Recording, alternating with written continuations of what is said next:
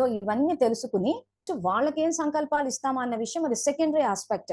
మనం ఇక్కడ సత్యమైన జ్ఞానం తెలుసుకుని ముందు మనల్ని మనం గౌరవించుకోవాలి. ఈ రోజున స్వధర్మము, శాంతి, ప్రేమ, పవిత్రత ఇవన్నీ ఉన్నాయంటే ఫస్ట్ నా పట్ల నేను శాంతితోటి వ్యవహరించుకోవాలి. నేను క్రోధంతో వ్యవహరించుకున్నా అంటే నా పట్ల నేనే హింస చేసుకుంటున్నాను. సో నేను క్రోధం చేసినప్పుడు ఏమవుతుంది, నాకు శాంతి అనుభవంలోకి రాదు. నేను లోభంతో వ్యవహరించినప్పుడు ఏమవుతుంది, సంతృప్తి అనుభవంలోకి రాదు. అంటే నా పట్ల నేనే హింస చేసేసుకుంటున్నాను వికారాలతోటి.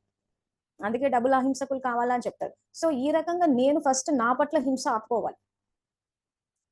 ఆ తర్వాత కుటుంబ సభ్యులు, స్నేహము, సంయోగం ఈ రెండే పదాలు వాడాడు బాబా. ఒక 26 మురళీల లిస్ట్ కూడా పెట్టేశాం. కానీ యాక్చువల్ గా మురళీలో చాలా చోట్ల వస్తుంది, మేము హెడ్డింగ్లు బట్టి పెట్టేశాం. అట్లీస్ట్ ఇదిగో బాబా చెప్తున్న సబ్జెక్ట్ స్నేహము, సంయోగము, ఆధిపత్యము, బానిసత్వం కాదు అన్న అవగాహన మీలో పెరగాలన్నట్టు ఆ లిస్ట్ పెట్టాం. రేపటి రోజున ఒక అక్కయ్య మురళి చెప్పమన్నారు, ఆ మురళి కూడా చెప్తాను, ఒక అవగాహన అన్నది వస్తుంది. సో ఆ రకంగా ముందు మన పట్ల మనం హింస ఆపుకోవాలి.